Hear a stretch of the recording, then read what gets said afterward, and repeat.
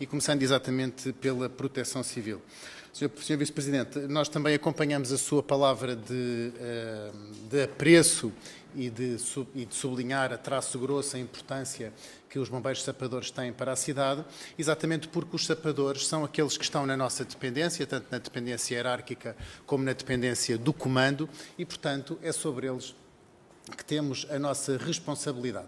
Ademais, quero também dar nota aqui que, na semana passada, enquanto membro e vice-presidente da Comissão de Agricultura e Pescas da Assembleia da República, tive uma visita à ANEPS, portanto, à Autoridade Nacional de Emergência e Proteção Civil, onde tive a oportunidade de perguntar diretamente ao Sr. Brigadeiro-General Duarte Costa qual era a perspectiva que ele tinha sobre a profissionalização dos corpos de bombeiros em Portugal e sobre a multiplicidade de corporações de bombeiros entre municipais, sapadores e de associações humanitárias. E ele, publicamente, perante todos os deputados, disse muito frontalmente que era a favor da profissionalização dos bombeiros e que, de facto, em Portugal devia existir uma profissionalização dos bombeiros e que essa profissionalização devia assentar, em primeiro lugar, nos bombeiros sapadores e nos bombeiros profissionais, mas, em primeiro lugar, nos bombeiros sapadores. E, portanto, é uma voz completamente insuspeita e altamente especializada no assunto. Portanto, estamos a falar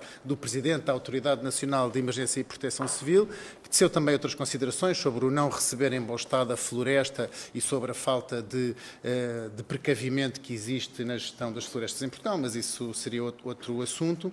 Mas, de facto, aqui para aquilo que nos importa, que é a Corporação de Bombeiros de Santarém, o que é facto, Sr. Vice-Presidente, é que há um concurso há 2 anos que está bloqueado nesta Câmara.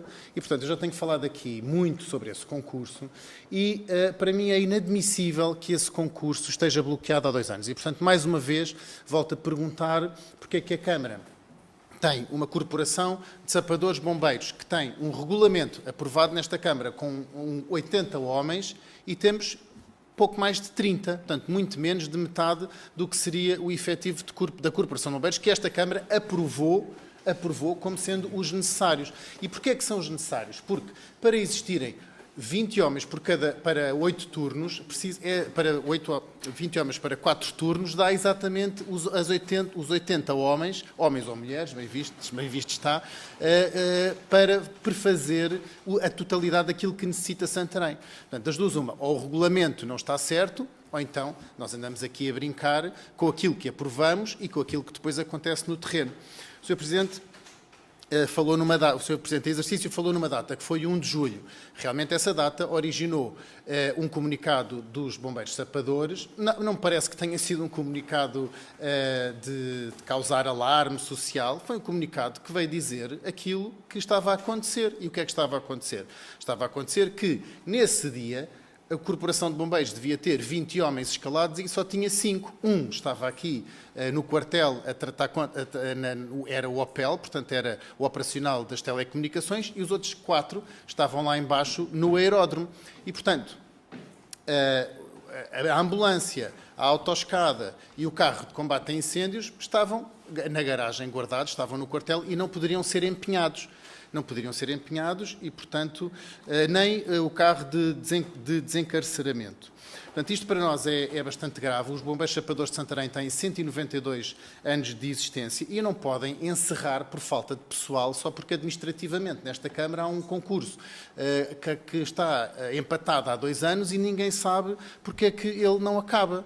Portanto, além disso, na última demarche que existiu, a última tramitação processual que existiu desse concurso, que eu tenha conhecimento, foram as provas médicas, que uma grande quantidade de concorrentes ficou inapto nas provas médicas, não por ser inapto do ponto de vista médico, mas porque simplesmente não compareceu às provas médicas, porque, claro, as pessoas concorrem, depois, passado 1 ano e meio, são chamadas para virem a provas médicas, obviamente que já resolveram a sua vida de outra forma. Também quero lembrar que esse mesmo sindicato tem um diferendo já com esta Câmara muito antigo no que se refere ao pagamento de horas extraordinárias. O próprio Tribunal Administrativo e Fiscal de Leiria já condenou esta Câmara a pagar essas horas. A Câmara não cumpriu e agora o próprio Sr. Presidente Ricardo Gonçalves é arguido num processo por não estar a cumprir essa decisão do Tribunal Administrativo de Leiria. Portanto, o Sr. Presidente é arguido e esse processo também está a tramitar. Também já distribuí aqui uma resposta da Sra. Ministra da Coesão Territorial, enquanto eu, membro do Grupo Parlamentar do Chega, fiz uma pergunta parlamentar à Sra. Ministra sobre qual era o entendimento do Governo sobre o pagamento das horas extraordinárias. A Sra. Ministra respondeu e dizendo que, de facto, uma coisa é o trabalho suplementar, outra coisa é a disponibilidade permanente e que, portanto, o próprio Governo não entendia o subsídio de disponibilidade permanente como o pagamento de trabalho suplementar. Uma coisa é as pessoas estarem disponíveis para ir trabalhar, ou seja, um bombeiro pode saber que neste fim de semana não pode sair da cidade porque pode ser chamado a trabalhar e por essa disponibilidade o trabalhador tem que receber um subsídio porque tem a sua vida coartada, não pode sair de férias, não pode sair da cidade, tem que estar em chamada, tem que estar disponível para o trabalho. Mas se de facto for chamado a trabalhar e trabalhar 3, 4, 5, 6 horas, é claro que essas horas são trabalhadas extraordinariamente e têm que ser devidamente pagas. Este é o entendimento do Governo, este é o entendimento da oposição e não se percebe como é que nesta Câmara isso continua a não acontecer quando o próprio Tribunal Administrativo já mandou a Câmara pagar, a Câmara escuda-se num parecer da CCDR, mas de facto esse parecer da CCDR não tem maior força que uma sentença de um Tribunal Administrativo e, portanto, essa situação continua para nós a ser totalmente incompreensível. E, Sr. Vice-Presidente, ainda relativamente ao facto de dizer que o socorro não esteve comprometido, bem, isso valerá tanto como dizer que o socorro não estava comprometido naquela noite em que existiu um incêndio na Avenida Bombeiros Forcados Amadores de Santarém e morreram 2 idosos e os bombeiros demoraram largos minutos a chegar. Ou quando um próprio funcionário desta Câmara foi esmagado também e não existia ambulância para ir socorrer o homem, teve que vir uma ambulância de Almeirim. Portanto, tudo isto, de facto, já ocorreram mortes na cidade. Nós não podemos garantir em absoluto que as corporações de bombeiros das associações humanitárias façam o socorro, até porque essas corporações não estão sobre o nosso comando, estão sobre o Comando Regional de Proteção Civil e, imagino, tal como aconteceu, por exemplo, o ano passado, em que em Orém e Leiria estavam totalmente em chamas, as nossas EIPs e as nossas corporações de bombeiros podem ser deslocalizadas para lá pelo Comando Regional de Proteção Civil e o Sr. Presidente não tem nada a dizer. Não pode dizer, as EIPs que eu paguei não vão para Orém ou não vão para Leiria. Não pode dizer isso porque não tem jurisdição. Enquanto que aqui, nos bombeiros sapadores, o Sr. Presidente pode dizer, não, os meus bombeiros só saem daqui se eu mandar. E o Comando Regional de Proteção Civil tem que pedir autorização à Câmara para empenhar os homens dos sapadores de bombeiros. Portanto, é absolutamente essencial, primeiro, que o nosso concurso